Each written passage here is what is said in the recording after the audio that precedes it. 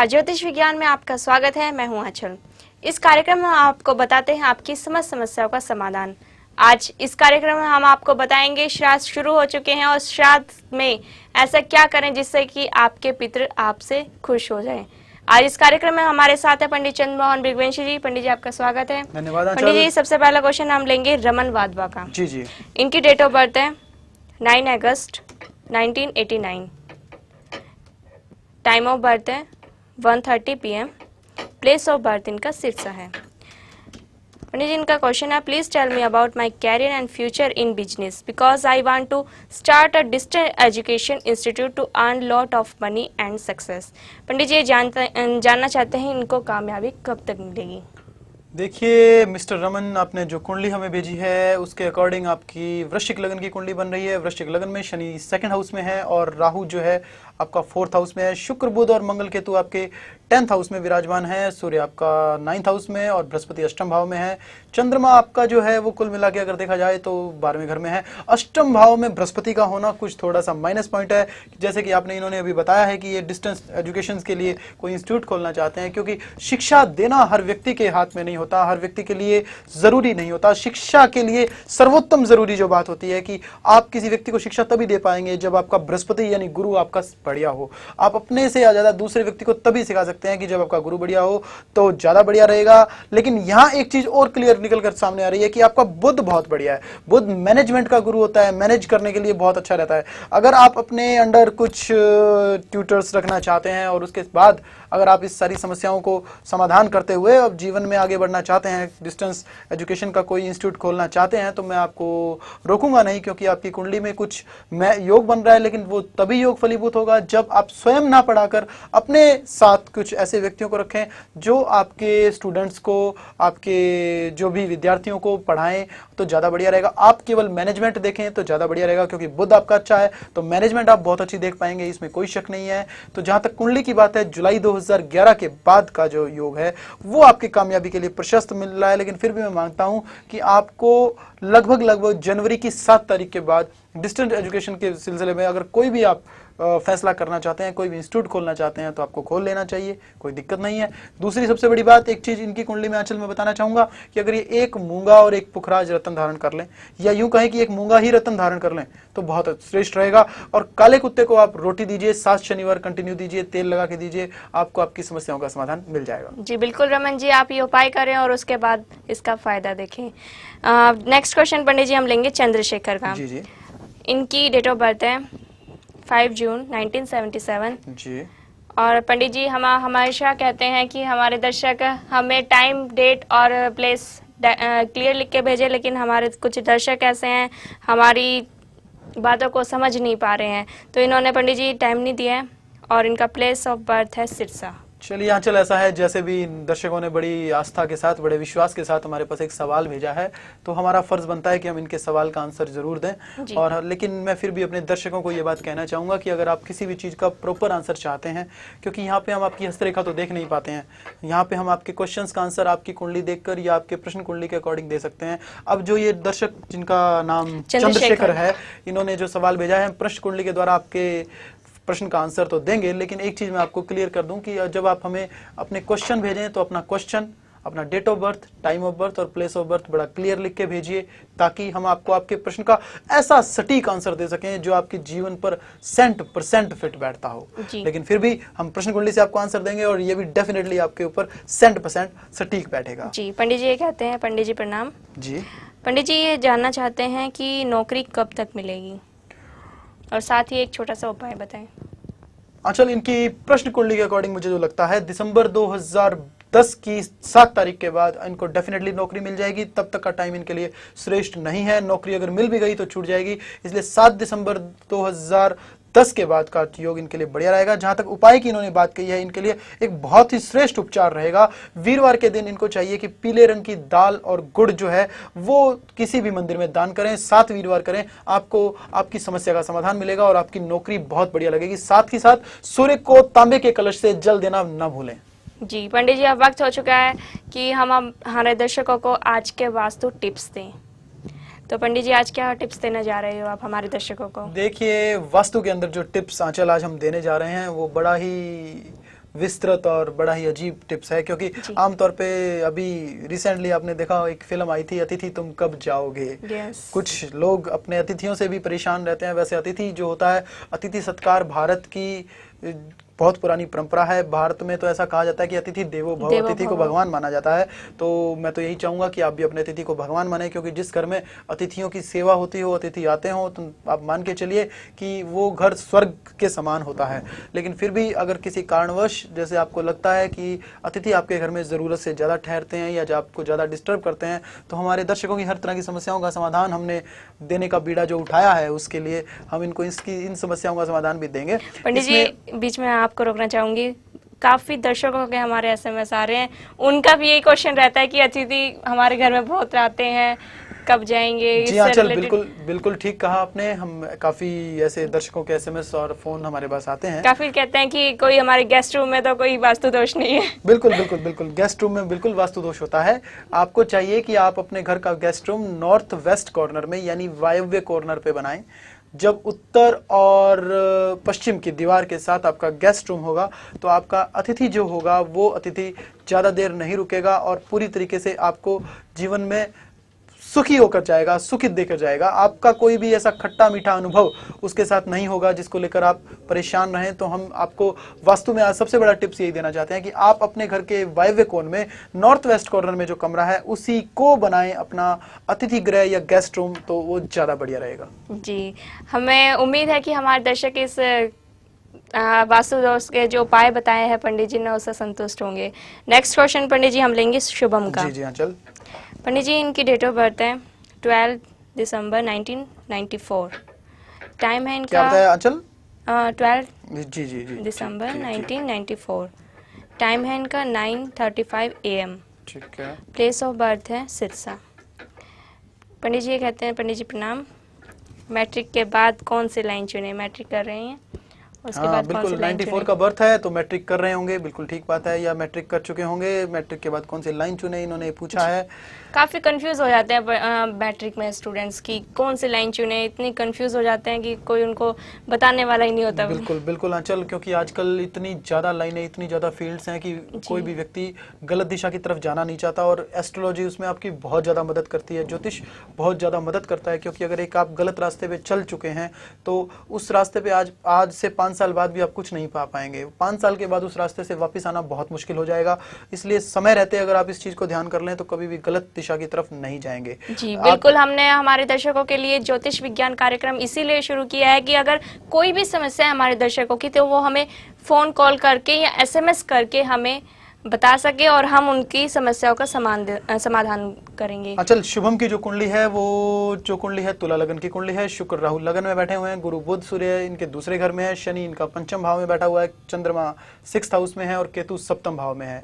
इनकी कुंडली के मुताबिक 11वें घर में बैठा हुआ मंगल इनकी पंचम भाव को देख रहा है। शनि मंगल का समसप्तक योग भी इनकी कुंडली में बन रहा है। तो डेफिनेटली तौर पर जहाँ तक मैं समझता हूँ इंजीनियरिंग इनके लिए बहुत ज़्यादा फायदेमंद रहेगी, चाहे वो मैकेनिकल हो चाहे वो सिविल इंजीनियरिंग, दोनों इनके लिए फायदेमंद रहेंगी। लेकिन उसके साथ साथ भी 1-2 लाइनें और इनके लिए बनती हैं, जैसे बायो इन्फॉर्मेटिक्स की लाइन जो होती है, अगर उसकी तरफ ये जाना चाहें तो इनको काफ़ी हद तक फ़ायदा मिलेगा। ये किसी भी काउंसलर से मिलके या किसी भी ऐसे लाइन के जानकार व्यक्ति से मिलके बायो इन्फॉर्मेटिक्स के बारे में पूरी जानकारी ले सकते हैं, या केमिकल फील्ड की तरफ जहाँ केमिकल्स का यूज़ होता हो, कहीं भी ऐसी कोई दिशा के अंदर ये यूज़ कर सकते हैं, कहीं भी केमिकल फील्ड्स में जा सकते हैं। इनके लिए बहुत श्रेष्ठ रहेगा। इनको चाहिए, शुभम को चाहिए कि एक पन्ना रत्न अपने गले में धारण करें, जीवन में बहुत प्रॉफिट में रहेंगे। जी पंडित जी, हमने आज हमारे दर्शकों को एस्ट्रो और वास्तु से संबंधित टिप्स बताने का वायदा किया है। तो वास्तु से संबंधित तो हमने बता दिया है, लेकिन एस्ट्रो से संबंधित आज आप क्या बताना चाह रहे हैं? देखिए, जैसे कि आंचल आप जानते हैं कि श्राद्ध पक्ष यानी पितृपक्ष शुरू हो चुका है।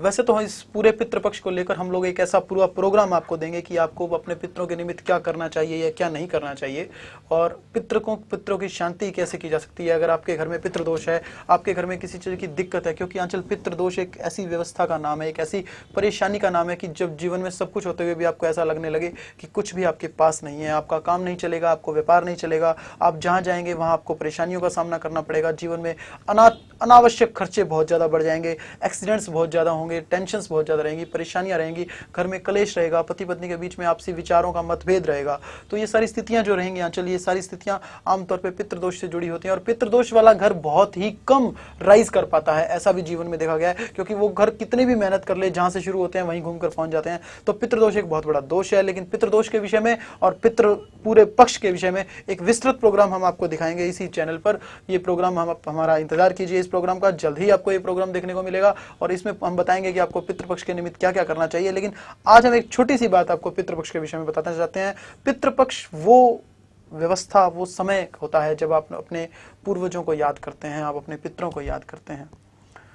ये 16 दिन का समय आप जीवन में आज जो भी कुछ हैं, आप अपने पूर्वजों के आशीर्वाद से हैं और वो पूर्वजों का आशीर्वाद आपके ऊपर सदा बना रहे, इसलिए ये पितृपक्ष का त्योहार कह लीजिए या समय कह लीजिए, हमारे शास्त्रों में बताया गया है, जिसको मनाया जाता है पितरों की शांति के लिए, पितरों को खुश करने के लिए। तो पितरों को खुश करने के लिए जो सबसे ज़्यादा सटीक उपचार रहता है, हम पितरों के निमित्त दान पुण्य करते हैं, पितरों के निमित्त भोजन करवाते हैं, पितरों के निमित्त वस्त्र का दान करते हैं। वो तो सभी लोग करते ही करते हैं, लेकिन घर की जो स्त्रियां होती हैं उनको चाहिए कि वो अपने सिर पे चुन्नी डाल के या पल्लू डाल के थोड़े से कच्चे दूध में काले और सफ़ेद तिल और थोड़े से जौ मिलाकर पीपल की जड़ में डालें, पीपल को डालें, वट वृक्ष को डालें और एक दीपक पितरों के निमित्त, आप पितरों के निमित्त एक दीपक पीपल के नीचे जलाएं। 16 के 16 दिन कंटिन्यू जलाएं। आपके पितर आपसे खुश रहेंगे और आपको आशीर्वाद देंगे, क्योंकि आप चीज़ मान के चलिए कि जो माँ बाप आपके हैं, जो आपके बुजुर्ग पूर्वज हैं, उनके आशीर्वाद के बगैर तो आप कहीं भी नहीं पहुँच पाएंगे। क्योंकि माँ बाप एक ऐसी दुनिया में चीज़ होती है जिसको हम भगवान के बाद या भगवान के बराबर का दर्जा देते हैं। तो इसलिए मैं मानता हूँ कि आपको चाहिए कि आप अपने पूर्वजों को खुश रखने के लिए पितरों से निमित्त ये प्रयोग कीजिए और आने वाले हमारे प्रोग्राम का इंतजार कीजिए, जिसमें हम पितृपक्ष की पूरी जानकारी आपको पितृदोष के साथ देने वाले हैं। जी, यहाँ लेंगे एक छोटा सा ब्रेक, मिलते हैं इस ब्रेक के बाद।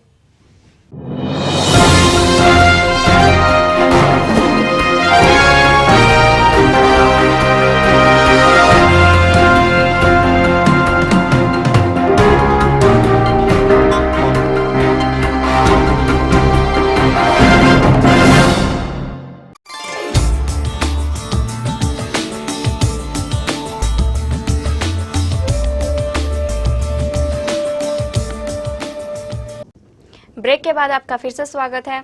पंडित जी, क्वेश्चन तो हमारे पास बहुत आ रहे हैं, लेकिन टाइम हमारे पास बहुत कम रहता है, इस वजह से हम सारे क्वेश्चन नहीं ले पाते हैं। अगर आपकी भी कोई समस्या है तो आप भी हमें एसएमएस कर सकते हैं। टीवी स्क्रीन पे हमारा नंबर लगातार आ रहा है और आप हमें एसएमएस संडे को 7 से 9 के बीच में करें। नंबर हमारा टीवी स्क्रीन पे आ रहा है 9215846812। तो पंडित जी, नेक्स्ट क्वेश्चन हम ले रहे हैं श्वेता सिंह हुड्डा से जी। इनकी डेट ऑफ बर्थ है 7 मार्च 1978 जी। टाइम है इनका 12:25 PM जी। और प्लेस ऑफ बर्थ है इनका हिसार। प्रणाम पंडित जी, मैं अब एमकॉम कर रही हूँ। मेरी एक बार शादी 2007 में हुई थी। पंडित जी, इनका शादी से रिलेटेड कोई क्वेश्चन है, तो ये जानना चाहती हैं कि मेरी एक बार शादी 2007 में हुई थी, जो कि किसी कारण से चल नहीं पाई। अब कोर्ट केस चल रहा है, क्या होगा? क्या मुझे दोबारा शादी करनी चाहिए या नहीं? वो आप बताएं, उपाय बताएं। श्वेता जी, आपकी कुंडली, बड़ा दुख हुआ ये जानकर कि आपकी शादी नहीं चल पाई। लेकिन श्वेता जी, आपकी कुंडली के मुताबिक आपकी कुंडली में लगन में ही शनि बैठा हुआ है, शादी तो आपकी चलनी नहीं थी। सप्तम भाव में मंगल बैठा हुआ है, तो डेफिनेटली तौर पर अंगारक योग इस प्रकार का बना हुआ है कि आपको शादी से जुड़ी प्रॉब्लम तो आनी ही आनी थी। अगर यही कुंडली आप शादी से पहले दिखा लेते तो शायद ऐसी दिक्कत का सामना या इसका दिक्कत का कुछ उपचार किया जा सकता था। लेकिन अब जो समय चल रहा है उसके मुताबिक मैं मानता हूँ कि अगले साल के 11 दिसंबर जो डेट रहेगी वो आपके लिए बहुत शुभ रहने वाली है। 11 दिसंबर 2011 के आसपास जाकर आपका कोर्ट केस से झगड़ा खत्म हो जाएगा और आपको डाइवोर्स मिलने वाला है। मेरे को लगता है ये शादी आपकी चल भी नहीं पाएगी आगे, इसमें चलाने की कोशिश भी मत कीजिएगा, क्योंकि जीवन काफ़ी नरक बन जाएगा नहीं तो। और उसके बाद आपका रीमैरिज का योग बनता नजर आ रहा है, लेकिन रीमैरिज के लिए आपको 6 महीने का इंतजार करना पड़ेगा, यानी जून 2012 के बाद आप शादी करें तो ज़्यादा बढ़िया रहेगा। लेकिन फिर भी मैं आपको एक विशेष चीज़ बता दूं कि आपको एक ओपल रत्न, एक ओपल जो है, एक ओपल अपने इंडेक्स फिंगर में और एक पन्ना रत्न आपसे सबसे छोटी उंगली में डाल लीजिए, ताकि इसका आपके इस दोष का निवारण हो सके। इसके साथ साथ ही आप एक चीज कीजिए कि शनिवार के दिन काले कपड़े के अंदर तेल लगे हुए उड़द मिला लीजिए, 200 ग्राम उड़द तेल लगे हुए ले लीजिए और अपने सिर के ऊपर 7 बार घुमाकर चलते पानी में प्रवाहित कीजिए। आपकी समस्या का समाधान आपको मिलेगा। 7 शनिवार कीजिएगा, जरूर फायदा मिलेगा। जी पंडित जी, नेक्स्ट क्वेश्चन हम ले रहे हैं रमेश का। जी इनकी डेट ऑफ बर्थ है 21 अक्टूबर 1981, टाइम ऑफ बर्थ है इनका 7 PM और प्लेस ऑफ बर्थ है दिल्ली। जी पंडित जी बड़ी ही भयानक बीमारी से घिरे हुए हैं। जी जी इनका जो प्रश्न है हमारे पास वो आया है, स्वास्थ्य की अड़चन, कैंसर का योग चल रहा है, ऑपरेशन करवाना चाहते हैं, कब तक करवाएं? ये भी बड़ी दुखदायी चीज है। आपकी कुंडली में कैंसर का योग तो बनता ही नजर आ रहा था। आपकी कुंडली में शनि की स्थिति ऐसी बनती है, शनि राहु की, कि कैंसर डेफिनेटली आपको होना चाहिए था। जहां तक मेरे को लगता है जी, इनको पैरों के आसपास कहीं कैंसर होना चाहिए, क्योंकि कैंसर की स्थिति इनके पैरों की तरफ ज्यादा दिखती नजर आ रही है। लेकिन फिर भी मैं आपको ये बात बता दूं, आपके लिए फरवरी 2011 के बाद ऑपरेशन करवाइए। तब तक का समय आपके लिए बिल्कुल अच्छा नहीं है। भूल के ऑपरेशन मत करवाइएगा। अगर किसी तरीके से निकाल सकें तो फरवरी 2011 के बाद ऑपरेशन करवाइए। अपने वजन के बराबर का अनाज 7 अमावस्या को दान कीजिए, गौशाला में दान कीजिए, बहुत श्रेष्ठ रहेगा। इसके साथ साथ आपको चाहिए कि आप अब इसी समस्या के समाधान के लिए एक या तो महामृत्युंजय मंत्र का या एक महामृत्युंजय का शॉर्ट रूप होता है ओम जुम स, उस मंत्र का जाप कीजिए। करीबन 31,000 जाप कीजिए। अगर आप खुद कर सकें, रुद्राक्ष की माला से कर सकें, भगवान शिव के पास या आपकी पत्नी आपके लिए कर सके तो बहुत श्रेष्ठ रहेगा। अदरवाइज किसी भी योग्य ब्राह्मण के द्वारा घर में बैठ के महामृत्युंजय की 1.25 लाख जप करवाइए, आपको इस समस्या से समाधान मुक्ति मिल जाएगी। तो पंडित जी हमारा आखिरी क्वेश्चन था, तो लेकिन हम चाहते तो और भी थे क्वेश्चन लेना, लेकिन टाइम की वजह होने के कारण हम उन क्वेश्चनों को इस प्रोग्राम में नहीं ले पाए। दर्शकों का प्यार बहुत सा हमारे साथ है, लेकिन समय की वजह से हम सबको उनका जवाब नहीं दे पाते। हम नेक्स्ट क्वेश्चन हमारे प्रोग्राम में पूरी कोशिश करेंगे कि आप सबको आपकी समस्याओं का समाधान दिया जा सके। जी, इस कार्यक्रम में हम आपको बताते हैं एस्ट्रो और वास्तु से संबंधित कोई टिप्स। हमारा ये कार्यक्रम लगातार ही चलता रहेगा और जैसे हमारे दर्शकों का प्यार मिल रहा है तो हम कोशिश करेंगे कि हम अगले कार्यक्रम में इससे भी ज्यादा प्रश्न ले सकें। तो आज इस कार्यक्रम में इतना ही, हमें दीजिए इजाजत। आप देखते रहिए हेरन टुडे। नमस्कार।